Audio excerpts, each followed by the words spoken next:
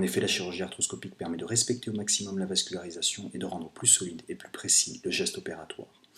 On voit ici une pseudarthrose récente du scaphoïde qui date d'1 an, sans ostéonécrose ni plicature. Il s'agit de la forme de pseudarthrose la plus simple à traiter et donc la plus sujette à la chirurgie arthroscopique à l'heure actuelle. La chirurgie se déroule en ambulatoire sous anesthésie loco-régionale, le patient confortablement installé sur le dos. La chirurgie débute par un bilan arthroscopique radiocarpien qui vérifie l'intégralité des différentes structures ligamentaires, l'absence d'arthrose et qui permet d'objectiver la pseudarthrose. Le premier temps consiste à aviver et à curer le foyer de pseudarthrose au shaver sous contrôle radio et médiocarpien.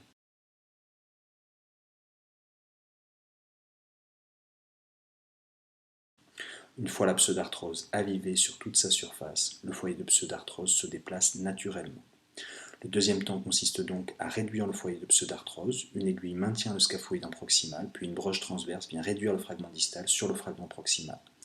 Une fois le foyer de pseudarthrose fixé, 2 broches guides sont alors introduites sous contrôle radioscopique de distal en proximal. Le contrôle arthroscopique permet de vérifier le parfait positionnement des broches. Une greffe osseuse avec un ostéo-inducteur peut alors être introduit par une aiguille dans le foyer de fracture avec contrôle radiocarpien et médiocarpien du bon positionnement des greffons. Le foyer de pseudarthrose peut alors être synthésé et mis en compression par 2 vis enfouies qui sont positionnées au plus long, juste sous le cartilage, pour maximiser la solidité de la prise tout en évitant le conflit articulaire. La réduction et la compression sont alors contrôlées par voie radio, puis médiocarpienne. Les broches transitoires pourront être retirées. Les incisions sont fermées par stéristrip. La radiographie post-opératoire montre une parfaite compression sur le versant ulnaire du scaphoïde avec des vis sans conflit qui pourront être laissées en place définitivement.